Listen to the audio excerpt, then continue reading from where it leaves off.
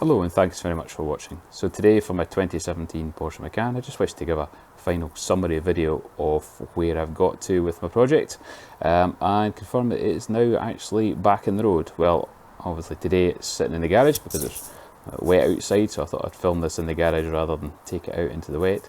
But as you can see, the bonnet has been painted and has now got gaps which were within factory tolerance for gaps to the bumper and the wing and the door. So I just wish to probably start at the back of the car and just go over again what work I'd had to do on the car. So the spoiler has been replaced and the boot has been repainted. That was due to damage in transit rather than from an accident, so they're all sorted out. I still to put the letters on the back, but I have made up a template to allow me to do that. There's just a couple of little things that I've still to finish off on this. Inside, I had to replace all four seat belts. And also you see these pieces of trim up the top there, they'd broken when the seat belts I think had deployed, it cracked the plastic, so they had to come out anyway when I was replacing the seat belts, and that's the same on both sides. So excuse it is a very dull day, so I'm having to use a light here to light it up inside the car. So front seat belts and rear seat belts replaced, and also the head airbags which run from the back. They actually connect in just obviously, if you look at the boot area, it needs all these interior trims taken out to get in, and the head airbag runs all the way along to the A-pillar part way down there, and they deploy as sort of also known as a curtain airbag, and they deploy and come down at the side.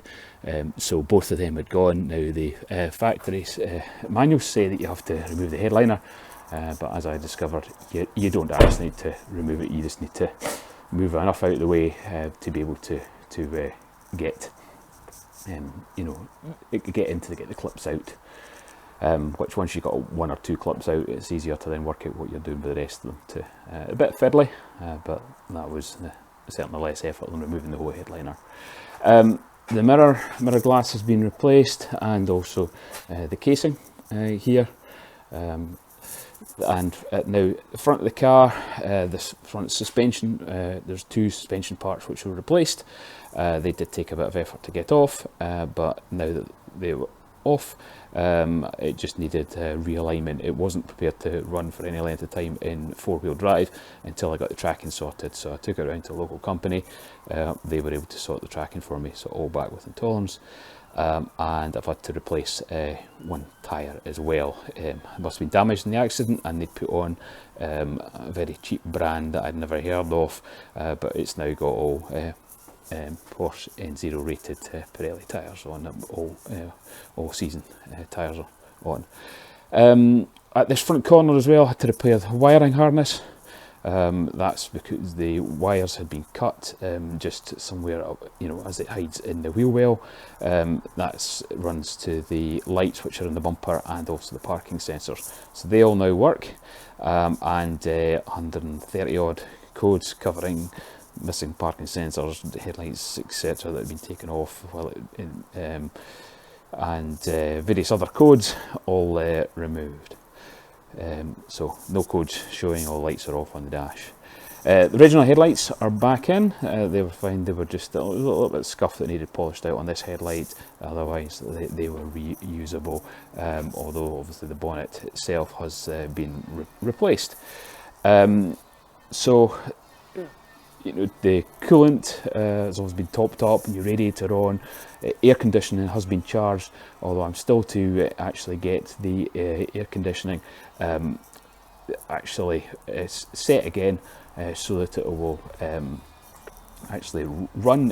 You can see the compressor is running. It needs to go through some initialisation process before it's prepared to do that, and I haven't been able to find anything other than a Porsche tester that will do that, so I'm hoping to get that done soon. But it doesn't affect the driving the car, and here in Scotland air conditioning is not needed, especially this time of year. So I think that just covers you know, the work that's been done on the car. I hope you've enjoyed watching the other videos, and I may give some further updates if there's some something significant to report on this, or indeed maybe some other project I take on. But as always, thanks very much for watching.